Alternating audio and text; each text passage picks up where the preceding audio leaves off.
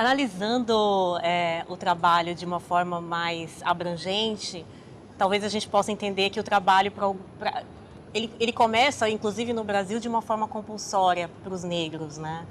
A gente teve aí séculos e séculos de escravidão e o começo de um trabalho assalariado é também conceituado e descrito e favorecido através de um preceito racista até, de você observar que as pessoas que começam esse trabalho assalariado são imigrantes, não se tem não se conduz a mão de obra ex-escrava para iniciar esse trabalho, você orienta para que trabalhadores estrangeiros, sobretudo italianos, venham e incorporem essa mão de obra como uma forma de você clarear a nação e você construir a nação a partir dessa perspectiva de progresso, de ordem, de branqueamento e de progresso mesmo, de mudança, né? Porque você observa a Europa, os Estados Unidos e você analisa de uma outra forma como deve ser essa evolução desse trabalho. A questão da dignidade humana, ela está ligada à questão do trabalho. A pessoa sem o trabalho e sobretudo, grupos que são majoritariamente excluídos socialmente e negados alguns direitos, eles ficam sem essa perspectiva da dignidade. A pessoa sem trabalho, ela fica sem dignidade, ela não pode conduzir a sua família a ter acesso a alguns direitos, a alguns bens, a alguns serviços, e isso tira a sua própria dignidade de convivência em sociedade. Uhum. Essa questão, quando a gente observa também os descendentes de italiano falando, né? Ah, mas o meu bisavô chegou aqui, trabalhou horrores e construiu esse país. E o meu pai deu seguimento a isso, o meu avô deu seguimento e hoje a gente tem o que tem por conta desse trabalho. Esse não é um discurso que não é verdadeiro, esse é um discurso verdadeiro. Esses imigrantes, quando chegaram aqui, trabalharam muito, né? Só que a gente observa também que quando as pessoas brancas e imigrantes iniciam esse processo do trabalho no Brasil, no território brasileiro, o trabalho deu um retorno a esse grupo social, coisa que não aconteceu com o grupo social negro. Né? Os negros sempre trabalharam, as mulheres negras sempre trabalharam e eram, sofriam outras formas de violência absurdas.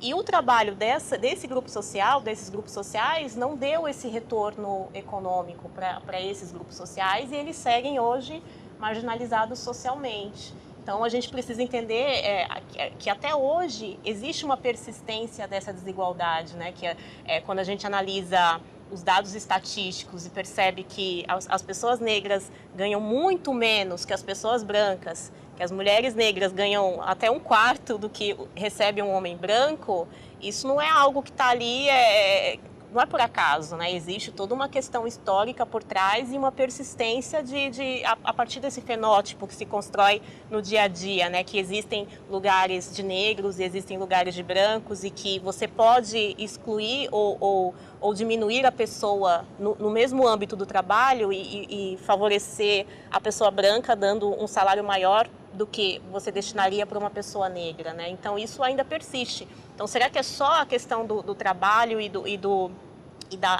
da questão da meritocracia, de você ser o melhor, de você se sair melhor, ou existem outras questões também que te colocam nessa subalternidade e que persistem, né? Sim. E a questão do mérito e da meritocracia é algo para se analisar, né? Porque a gente fala de mérito como se mérito fosse meritocracia e são coisas completamente distintas. A meritocracia é esse discurso racista que a gente invisibiliza, né, para conviver socialmente, mas existem lugares... A gente apaga, né, o racismo. A gente apaga o racismo, coloca a meritocracia e está tudo certo, né? A pessoa está ali porque ela não se esforçou muito bem. Se ela se esforçar, ela chega lá, né? E a gente não entende que, muitas vezes, que o racismo ele é um aprendizado, né? Quando a gente está num ambiente escolar, que é uma estrutura, né? A gente falando agora do racismo institucional. Se você tem professores brancos, faxineiras negras, se você tem o segurança da escola que é negro e tem a diretora branca, então, já no ambiente escolar, você percebe que existem lugares de negros e lugares de brancos, né? Então, se a gente não muda isso com algumas ações, né, que a gente precisa trabalhar em cima dessas ações, não deixar ao Deus dará, porque isso não muda de uma hora para outra, a gente tem que problematizar e enfrentar isso, né, com políticas, enfim. A gente vai entender que a meritocracia é isso, que as pessoas estão ali porque elas não se esforçaram, né? E as oportunidades não são iguais, né? Dentro desse ambiente do trabalho. Uma pessoa que enfrenta um ônibus lotado, que mal consegue comer direito e que tem uma escolaridade ruim e que passa por vários percalços no decorrer da sua vida, não vai ter as mesmas oportunidades que uma pessoa que teve todo um preparo, uma escola decente, enfim. Então a gente naturaliza essas desigualdades e às vezes é muito fácil, né, usar o discurso da meritocracia para igualar todo mundo. E a gente não percebe que por trás desse discurso existe essa estrutura que está montada aí, que desse colonialismo, né, e que persiste até no nosso dia a dia e que a gente naturaliza. Eu acredito, eu estudo ações afirmativas, sobretudo no campo do trabalho, mas eu também entendo que ações afirmativas são reformas que você faz dentro da estrutura capitalista, né?